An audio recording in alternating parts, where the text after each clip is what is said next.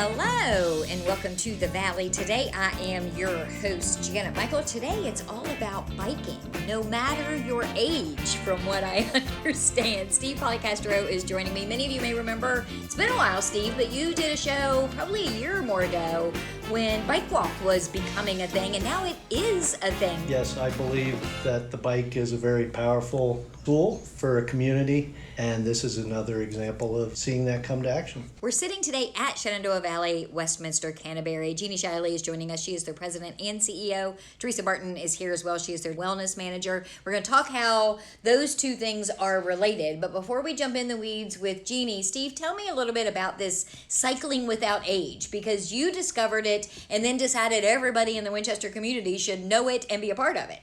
Yeah, I learned about it back in 2023. I saw a video about it on YouTube. And as soon as I saw it, I knew that's what I wanted to do. I didn't know how I was going to do it or when it would happen, but it really touched me and I wanted to make it happen. I talked about it to pretty much anyone who would listen to me for about 2 years. Finally, through some good luck and good fortune, got introduced to Teresa and Jeannie. I'll let them tell you what happened next, but yes, it was very fortunate that I was able to find someone who also believed in it as much as I did. So what is it exactly? Because it sounds awfully broad, cycling without age. So Cycling Without Age is a specific program that was founded in 2012 in Copenhagen, Denmark by a man named Ole Kassow. And he rented one of these bicycles, also called a trishaw. It's a three-wheeled bicycle that's got a carriage in the front for the passengers. And the pilot, or the person driving the bicycle, sits in the back. So it's a very specific type of vehicle. He just decided he wanted to give people bike rides. You can see all this on his TED Talk, but one day he just went to a retirement community and he asked if anybody wanted a ride. So that was in 2012. It's now in over 40 countries. There's 3,500 chapters, so Winchester is 3501 or 02. There's 6,000 of these bicycles. Wow. And they've given over 5 million rides. So it's a worldwide thing. There are probably 6 or 7 other chapters in Virginia, so it's by no means something new. It's very European. I'm not surprised that that's where it originated. Bikes are a big deal in Europe. I think that helped, given where they started, that it was a very common thing for people to be doing this. But as we've seen where it spread, and it can be anywhere, and it absolutely is for everyone.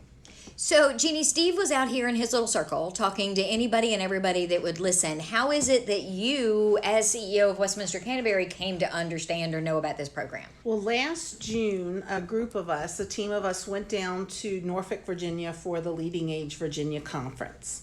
And one of the keynote speakers was a gentleman and his son from Santa Monica, California. And what they were doing were traveling all around the U.S., going to all these different conferences, talking about cycling without age.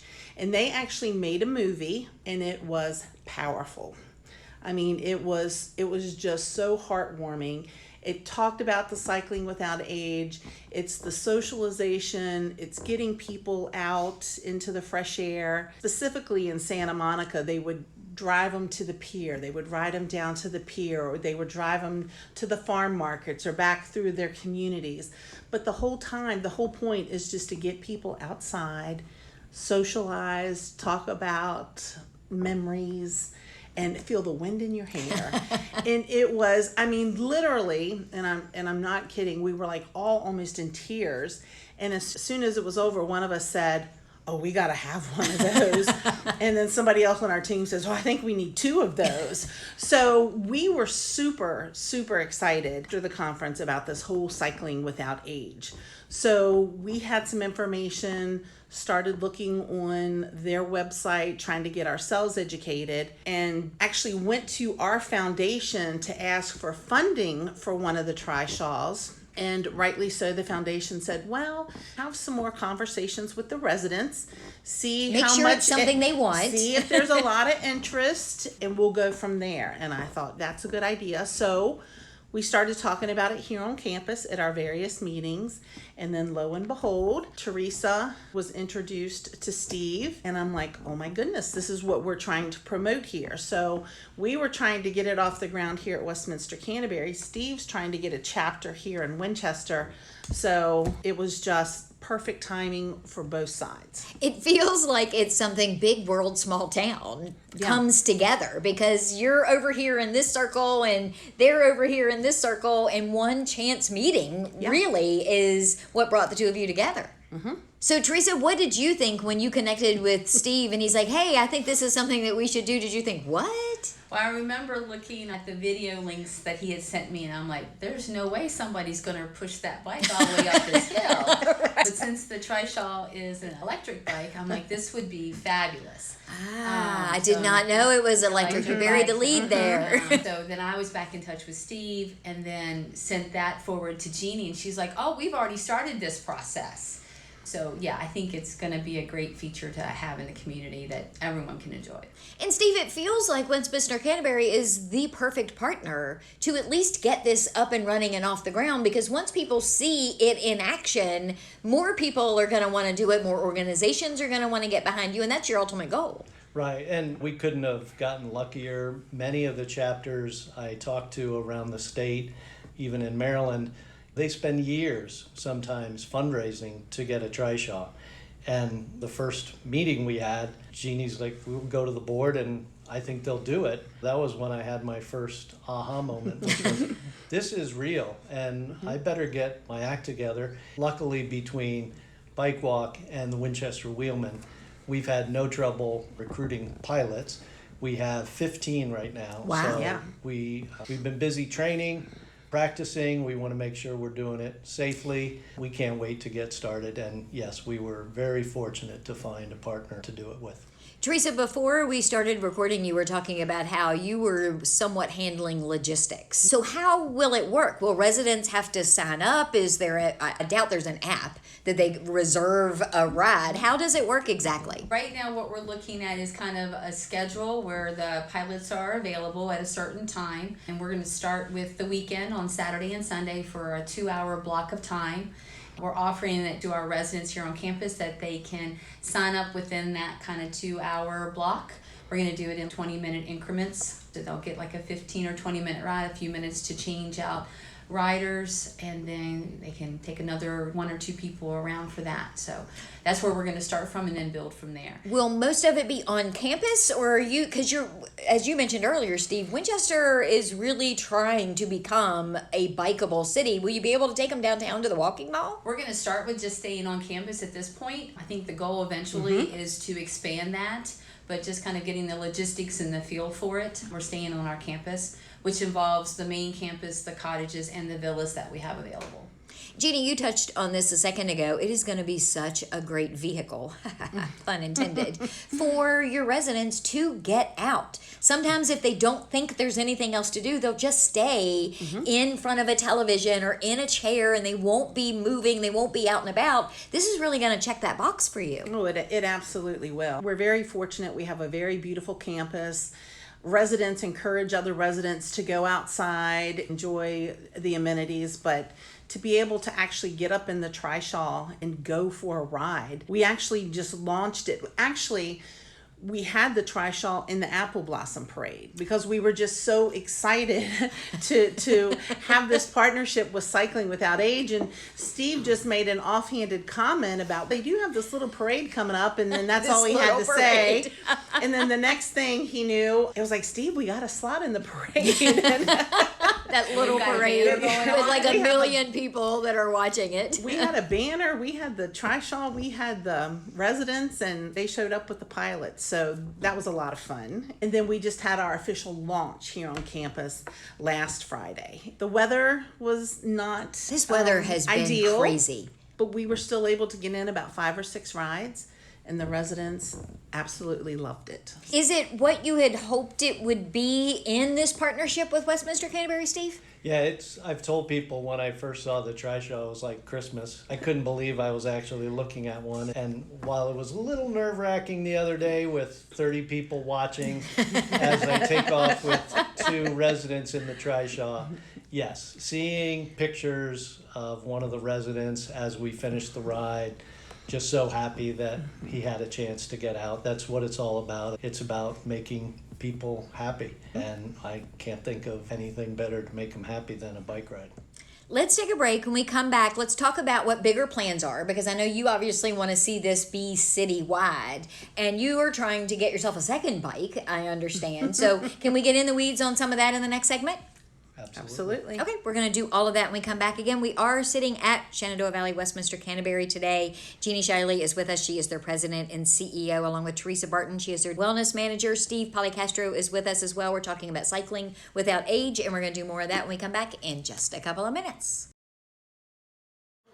Okay, what are you doing with your kids all summer? I can't do another screen time marathon every time it's too hot outside or I need to work. Same. That's why I signed mine up for Typewriter Studio camps. Oh, I've seen that place. In Old Town Winchester, it's cute. Art, right? Yeah, but way more than that. Confidence, goals, history, culture, with real art educators. And different camps every week. My kids actually grow there. Wait, what ages? 1st through 8th grade, June through August. Half or full day. And you can even stack with the Discovery Museum. Okay, that's smart. Starts at just $180 with sibling discounts, so both of yours can go. Send me that link. Already did. It's typewriterstudio.org. Oh, and use code FULLDAY at checkout for 15% off the PM camps. Don't waste another summer. Have your kid explore, play, create cool art, and build friendships in a safe, creative space with limited class sizes and licensed teachers. Visit typewriterstudio.org and click Summer Camps. Use code FULLDAY at checkout for 15% off the PM camp. Additional savings for members.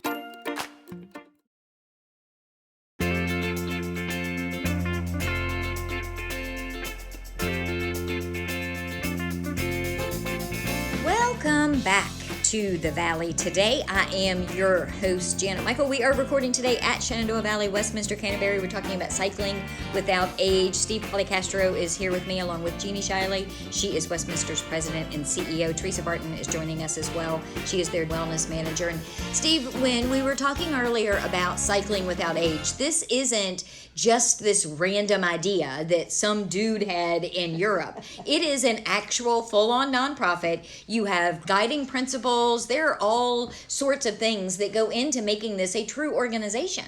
It is a global organization, and really what drives everything are the 5 principles. It's not very much of a top-down organization, but the 5 principles are really what's critical and consistent among all the chapters. Generosity is the first one. It's all volunteer. We'll never charge for a ride. It's based on sharing and just being generous with your time. Obviously, the board and the foundation was extremely generous with their gift. And then all the chapters are expected to help other chapters get started up. So I've had so much help from the chapter in Anne Arundel, Maryland, Lynchburg, Virginia, Williamsburg, Virginia, Richmond, Virginia. So every chapter's helped the next chapter start, and we hope we'll be able to do the same.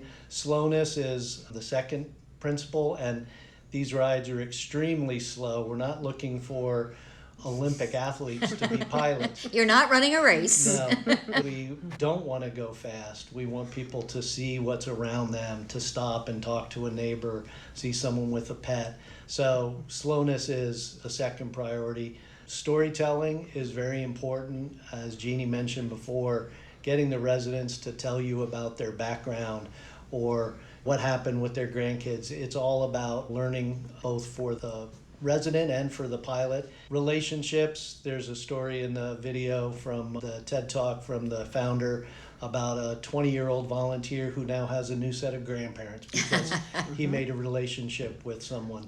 And then the last one is without age, which means everyone is aging, but it doesn't mean you have to stop living and getting outside and experiencing your community. So those are very important, and that's really what the foundation of Cycling Without Age is built on, and it can happen anywhere.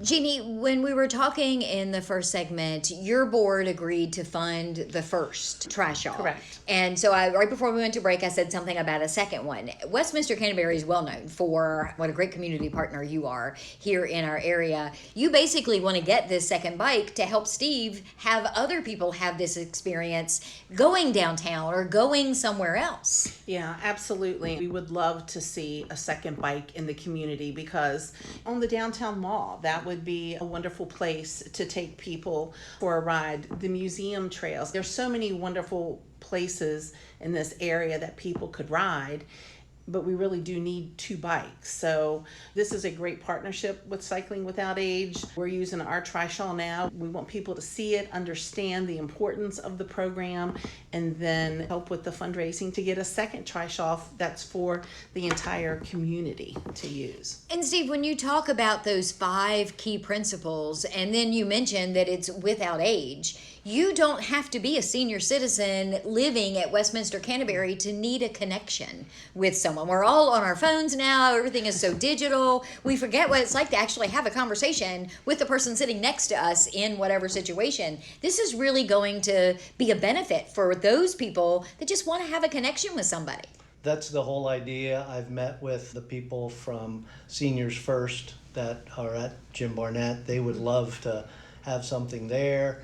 There are people at Winchester House. I ride my bike a lot around Winchester, and I see them sitting on the bench in front of Winchester House, and I think, man, I would love to give them a ride. So the opportunities are out there for other parts of Winchester, and we do plan to start fundraising for a second bike. Cycling Without Age Winchester is a 501c3, so we're a legitimate nonprofit, and we plan to kick that off with the same movie that Jeannie saw.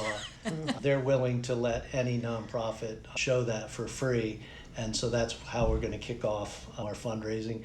And yeah, we'd love to be a community event, whether that's a business or a health-related business or individuals that want to help us. We'd love to have everybody in the community participate in this. Talk to me about the experience. You and I were talking before we started recording because you heard the show with Miso Tori opening their noodle place downtown on the Walking Mall, and I joked with Sean Steffi about getting one of these to do deliveries of his food up and down the Walking Mall because I had an experience riding in one years ago through a Rotary fundraiser. My dear friend Mary Daniels' husband Bill gave me a ride up and down the mall. It is quite an experience. I want to make sure people understand what it is. It's not a traditional bicycle.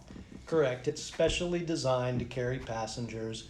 It can carry up to 2 passengers or a single passenger. It's just the experience. You do get to feel the wind in your hair without a worry in the world. The pilot's the one who's worried about where you're going and when the turn is coming up, and you just get to sit there and see the world. So it's a very pleasant experience. Everything we heard from the people who rode it the other day at the kickoff loved it.